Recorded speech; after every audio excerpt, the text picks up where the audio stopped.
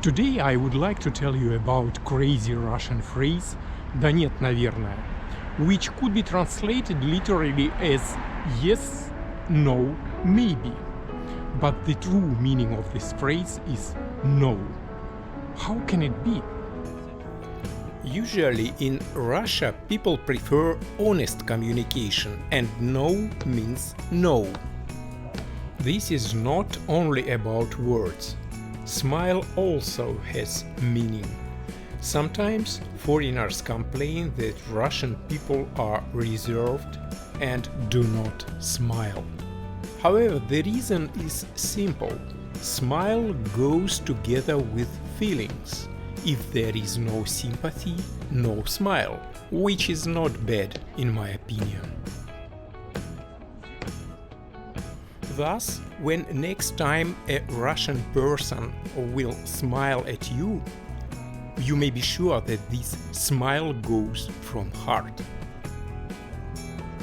Anyway, even in Russia, saying «нет» to another person could be not quite polite. So you can hear «да нет, наверное» or its short variant «да не». Both phrases mean sorry, no. It's a mild variant of saying «нет». For example, a friend invites you to go out tonight to drink something and says «Ну чё, может, сходим куда-нибудь в бар сегодня?» And instead of saying «нет», you would say «да не, наверное, нет». As you can see, there are many variants of this phrase. We mainly use this phrase in daily talk. Also for men, don't overuse this phrase with Russian girls, because they prefer resolute guys. Another interesting word is ничего. Sometimes in an informal speech we say ничего. Ничего means nothing.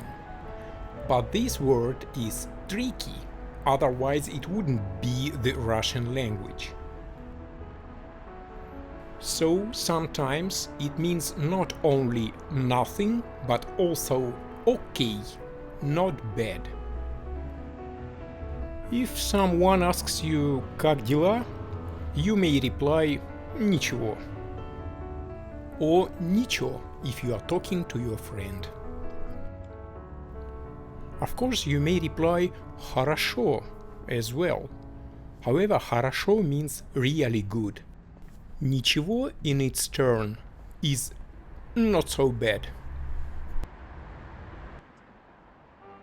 We often use this word in daily communication, and for example, your friend asks you «как дела?» and you reply «ничего, нормально». So as you can see, there are also variations. Нормально means not so bad too. So it's double not so bad, but in this case we use it like this. I hope that when next time you come to Russia, you will use these phrases and words frequently, so that you could sound more like a Russian person. Was this short video helpful?